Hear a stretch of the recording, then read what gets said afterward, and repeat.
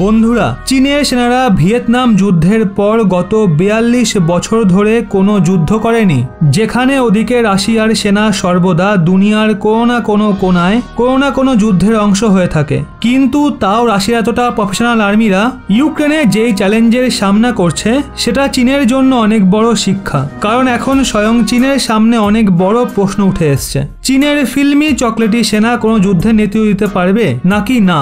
এক্ষেত্রে এখন চীনের মাথায় হয়তো এটা ঢুকছে, যদি সে তাইওয়ান বা ভারত বা অন্য কোনো প্রতিবেশী দেশের সঙ্গে যুদ্ধ করার ভুল করে তাহলে তা চীনের ফিল্মি চকলেটি সেনাদের ভস্ম করতে বেশি সময় নেবে না, আর ময়দান ছেড়ে পালাতে চীনের সেনা সবার আগে থাকবে। মানে সেনা মোর্চায় চীনের সেনা যতই বেশি হোক, কিন্তু যুদ্ধ জেতার ভরসা চীনের সেনাদের মধ্যে নেই।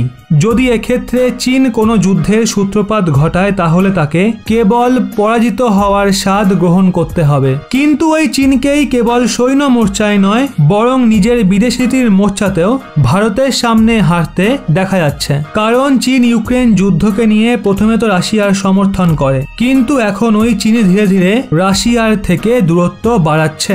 প্রথমে তো চীনের অনেক কোম্পানি রাশিয়ার থেকে দূরত্ব বাড়াচ্ছিল, কিন্তু এখন স্বয়ং চীনের রাষ্ট্রপতি শি জিনপিং নিজের দেশে জনতার সামনে অনেক বড় বয়ান দেয় যে রাশিয়ার সেনা অনেক এগিয়ে গেছে।